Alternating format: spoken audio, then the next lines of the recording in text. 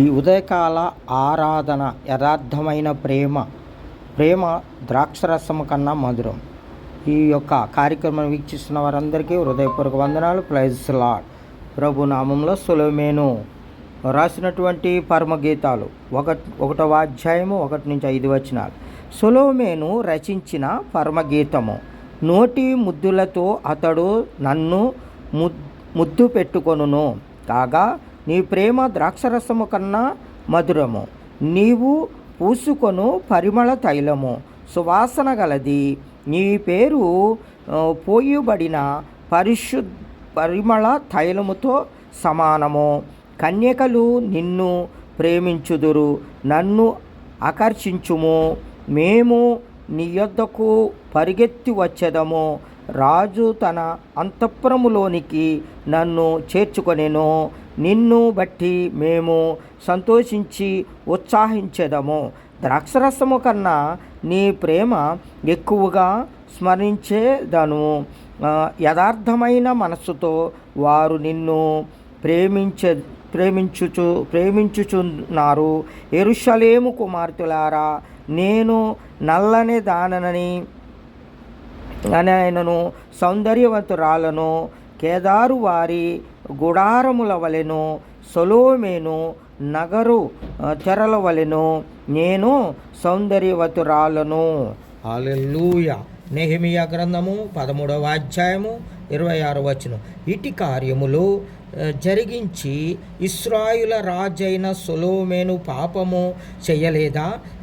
అనేక జనములలో అతని వంటి రాజు లేకపోయినను అతడు తన దేవుని చేత ప్రేమింపబడిన వాడే ఇశ్రాయేలందరి మీద రాజుగా నియమింపబడినను అన్య స్త్రీలు అతని చేత సహా పాపము చెయ్యలేదా?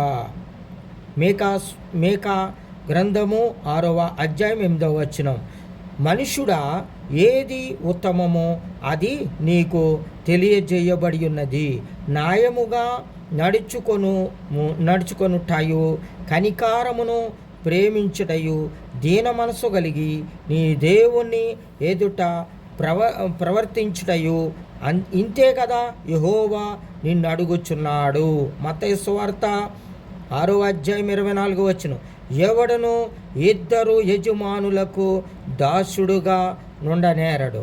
అతడు ఒకరిని ద్వేషించి ఒకరిని ప్రేమించును, లేదా ఒకరిని పక్షముగా నుండి ఒకరిని తృణీకరించును. మీరు దేవునికిని సిరికిని దాసులుగా నుండనేరరు. లోకాసువార్త 11వ అధ్యాయం 42 అయ్యా పరిచయులారా, మీరు పుదీనా సదాప మొదలైన ప్రతి కూరలలోనూ 10వ వంతు చెల్లించుచున్నారే గాని న్యాయమును దేవుని ప్రేమను విడిచి పెట్టుచున్నారు. వాటిని మానక వీటిని చేయవలసి ఉన్నదని ప్రభు సెలవిస్తున్నాడు. అవును, ప్రతి ప్రేమలోనూ న్యాయమును, యథార్థతను, పరిశుద్ధతను, పరిపూర్ణత ఉన్నది.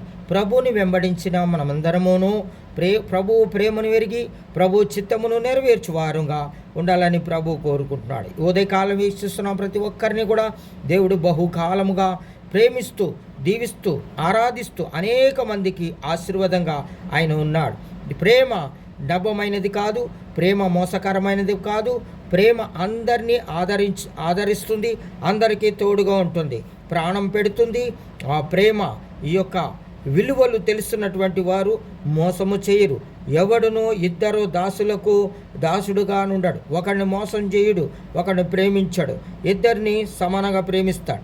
అంటే ప్రభువు నందే మనం ప్రేమ కలిగి ఉండాలి, ప్రభువు నందే ఆరాధించాలి. మనం ఉదయకాలమున లేచి ప్రభు దగ్గర మనం మొరపెట్టుకున్నప్పుడు ఆయన మనకు ప్రత్యుత్తరం ఇస్తాడు. ఆ దినమంతయు మనల్ని కాపాడుతాడు. ప్రభు మనకి తోడు ఉంటాడు. ప్రభు మనల్ని నడిపిస్తాడు.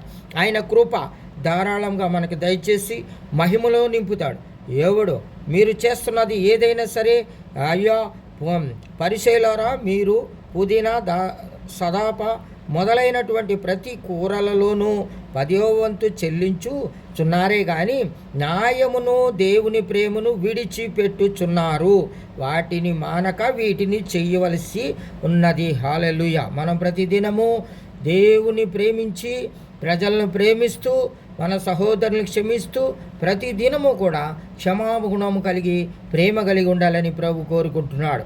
ఈ వాగ్దానములు మన వెనుకట్లో దేవుడు దీవించి ఆశీర్వదించి విన్నవారందరూ దీవించి ఆశీర్వదించి గొప్ప చేయునుగాక.